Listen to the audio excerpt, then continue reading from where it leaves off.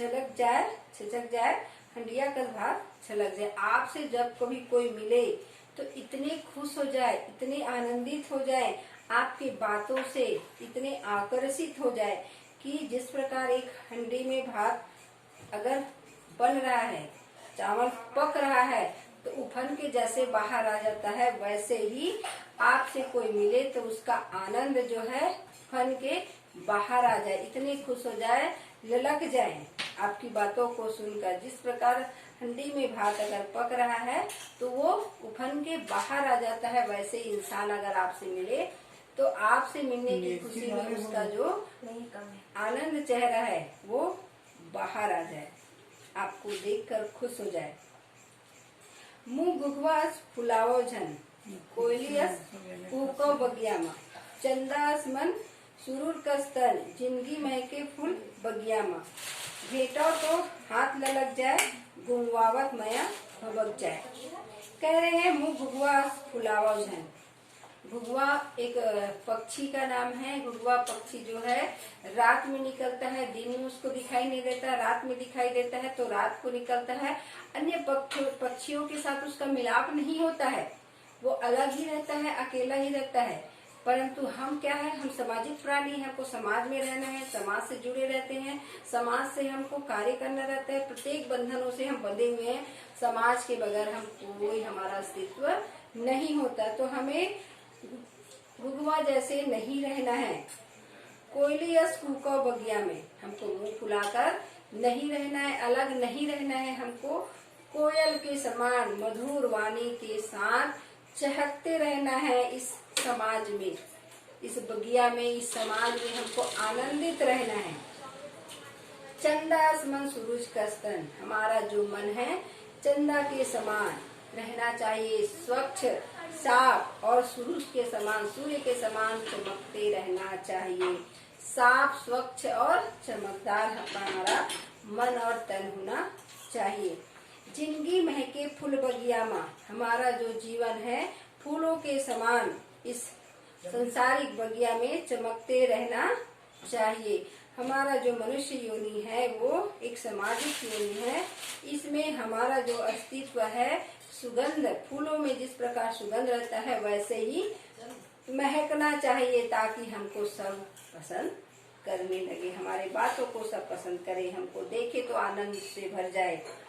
भेटा तो हाथ लपक जाए, गुंगवावत मया भभक जाए। हमको मिले तो खुशी से मिले, हमसे हाथ मिलाए तो आनंद से मिलाए, हमारे को मिलने के लिए ललक जाए, और जो थोड़ा बहुत हमारे लिए उसके मन में भाव है, आनंद है, वो और उजागर हो जाए। हम हमसे मिले जब वो और अधिक आनंद में पड़ जाए, प्रफुल्लित हो जाए।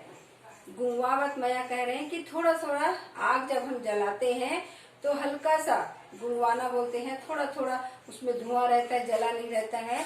उसके बाद जब आग जलने लगता है तो धुआं कम हो जाता है, तो उसी को कह रहे गुंगवावत मया भी भभक जाए, अच्छे से जल जाए।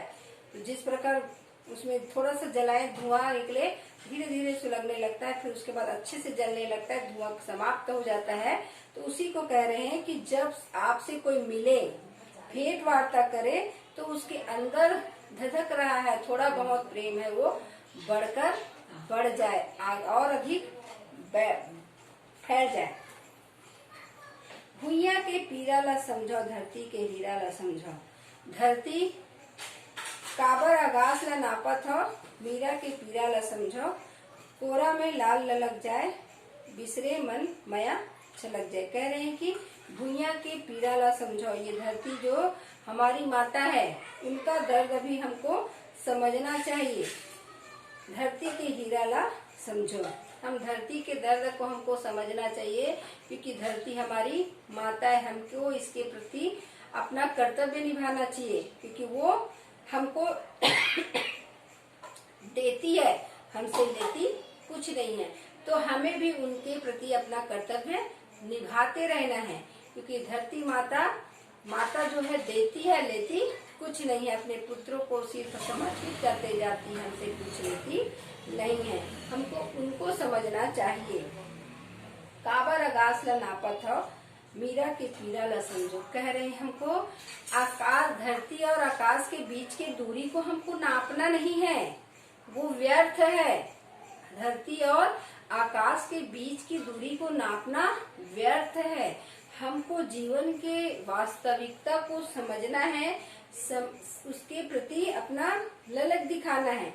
मीरा के पीरा न समझो, जिस प्रकार मीरा अपने कृष्ण के लिए जो दर्द सहती है उसके दर्द को सहो। मीरा के दर्द को हमको सहना है, न कि आकाश और पृथ्वी के दूरी को नापना है। कह रहे कोरा के लाल ललक जाए, बिसरे मन माया छलक जाए। जो हम गोदी में, जिस प्रकार बच्चे अपनी माँ के गोदी में रहने से ललक जाता है, अपनी माँ के स्पर्श को समझ जाता है, जिस प्रकार दूसरे के साथ रहने से उतनी खुशी उसको नहीं रहेगी, जिस प्रकार अपनी माँ के गोदी में उसको आनंद मिलता है, बिसरे मन माया छलक जाए। उसी के समान जो भी, जिसका भी मन बिखरे हुए हो, बिछड़े हुए हो, वो भी उसी के समान छलक जाए। जो एक बच्चा अपनी माँ की गोदी में जाने के बाद जो आनंद का अनुभव करता है, उसको संसार में कहीं नहीं मिलता वो आनंद जो अपनी माँ की गोदी में बैठने से, जाने से आनंद मिलता है। वैसे ही बिसरे मन भी छलक जाए। जुग तोर बाटला जोहा थे, पल छिन दिन माला ओहा थे। अमतिन बन चूही पसीना तोर, मेहनत दुनिया ला मुहा थे। अंगना माँ खुशी ठमक जाए, सोनहा संसार दमक जाए। कोठी में धान छलक जाए, ये जिंदगी फिर चमक जाए। जुग तोर बाट ला जोहा थे, पल दिन छिन माला पोहा थे। यह संसार जो है आपका रास्ता देख रहे हैं, यह संसार जो है आपका रास्ता देख रहे हैं कि आप कब प्रगति करो, कब विकास करो, कब अपने ऊंचाइयों को छुओ। वो दिन प्रतिदिन माला पोहत है। जिस प्रकार राम राम राम राम करते करते हम 108 मोतियों को गिनते रहते हैं, वैसे ही छिन पल दिन वो जो है आपको देख रहे हैं, इंतजार कर रहे हैं कब आप मेहनत करो, तरक्की करो, अपने मेहनत के बल पर अच्छे मुकाम कायम करो। उसको वो देख रहे हैं, महसूस कर रहे हैं, इंतजार कर रहे हैं। अमतिन बन चूहे पसीना तो, मेहनत दुनिया ला पोहा थे। कह रहे हैं कि इतना अधिक मेहनत करो, क्योंकि मेहनत का पसीना अगर बहेगा तब आपका मेहनत दिखेगा। और मेहनत कर दुनिया मोहत है, मेहनत को ही दुनिया पसंद करती है। क्योंकि हम घर बैठे अगर सोचेंगे कि हम इतना काम करेंगे, इतना काम करेंगे, तो सोचने बस से कुछ नहीं होता। उसके लिए हमको मेहनत करने की आवश्यकता पड़ती है। मेहनत करते हैं तभी हमको मेहनत दिखता है, हमारी तरक्की दिखता है। क्योंकि मेहनत को लोग पसंद करते हैं। तो हमारा पसीना, जिस मेहनत में हमारा पसीना टपकता है, तो उस पसीने का मोल रहता है, उसी पसीने का मोल होता है। तो कह रहे हैं कि अमृत बन चूहे पसीना, अमृत के समान हमारा पसीने का मोल होता है। और मेहनत को ही दुनिया सलाम करती है, मेहनत को ही लोग सराहते हैं, उसी का गुणगान करते हैं। अंगना में खुशी ठमक जाए, सोना संसार दमक जाए। हमारे आंगन में जिस प्रकार से हम मेहनत करेंगे, उसी प्रकार से हमारे आंगन में, हमारे घर में, हमारे संसार में खुशियां आएगी। और हमारा जो संसार है वो सोने के समान चमकने लगेगा। क्योंकि आनंद मेहनत से आएगा। मेहनत करेंगे, अच्छा काम करेंगे, तभी हमारे घर में खुशियां, आनंद आएगी। और हमारे घर में सोने के समान हमारा जीवन जो है चमकने लगेगा। कह रहे हैं कवि, कोठी में धान छलक जाए, ये जिंदगी फिर चमक जाए। जिस प्रकार मेहनत करेंगे, धान का उत्पादन करेंगे, उत्पादन अधिक आएगा, कोठी से धान छलक जाएगा तो उत्पादन और अधिक हो रहा है। तो इससे हमारे जीवन में और खुशियां आएगी, सुधार आएगी, हमारा उत्पादन बढ़ेंगे, हमारा व्यापार बढ़ेगा, हमारा जीवन स्तर सुधरेगा, खुशियां आएगी, हमारे जो रहन सहन सब में विस्तार होगा, हमारा रहने का तरीका, खाने पीने के तरीका में बढ़ावा आएगा। तो ये है, ये जिंदगी फिर चमक जाए। जीवन जो है कैसे चमकता है, मेहनत करने से, हम आशा करने से, जिस प्रकार जैसे हम मेहनत करेंगे उसी के प्रकार हमारा यह जो है मेहनत करते जाएंगे तो हमारे जीवन में सुधार आते जाएगा, खुशियाँ आते जाएगा। ये जीवन क्षणभंगुर है। जो जीवन में जन्म लिए हैं उसका मृत्यु निश्चित है। जो न जन्म लेते हैं वो उसको जाना ही है। तो जो हम मनुष्य जो है सामाजिक प्राणी है, समाज में रहना पसंद करते हैं। तो समाज में जितने लोग हैं सब भाई बंधु हैं, सबके साथ मिलजुल कर रहो, बैर करने की जरूरत नहीं है। हम जाएंगे तो अच्छा व्यवहार लेके जाएंगे। इस जीवन से अगर, इस दुनिया से अगर हम जाएंगे तो हमारा व्यवहार यहाँ रहेगा, हम व्यवहार लेके जाएंगे। धन दौलत साथ जाने वाला नहीं है। हम जैसा दूसरे के प्रति व्यवहार करते हैं, किस प्रकार से अपना रहन सहन है, दूसरे के साथ बातचीत, वो मायने रखता है, वो छूटेगा।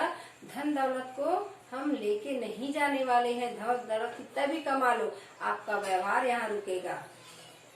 और दूसरी बात है, हमको इतना अधिक मेहनत करना है, इतना मिलजुल के रहना है। और कह रहे हैं कि बैर भाव किसी के साथ न रखो, क्योंकि जीवन सबको मिला है, जाना सबको है। मनुष्य प्राणी नश्वर है, क्योंकि जो जन्म लिए मृत्यु निश्चित है। तो टोना जादू करके हमको दूसरे को दुख नहीं देना है। सबको मरना तो निश्चित है, कि उसको पहले से क्यों तकलीफ दे। और जीवन में हमको और आनंदित, कह रहे हैं कि गुरुआ के समान आपका मुंह नहीं खुला होना चाहिए। मनुष्य समाज, गुरुआ जो है समाज में नहीं रहता, अलग पक्षियों से दूर रहता है, क्योंकि वो दिन में नहीं रहता, रात में रहता है, अकेले रहता है। तो उसी के समान हमको नहीं बनना है, उससे अलग रहना है, मनुष्य से मिलजुल कर रहना है, साथ में रहना है, सुनता से रहना है। इस प्रकार से कवि ने अच्छे ढंग से मनुष्य को अपने व्यवहार में परिवर्तन लाए, सुख संपत्ति लाए, सुखों का भंडार लाए, ऐसा कहा गया है। धन्यवाद।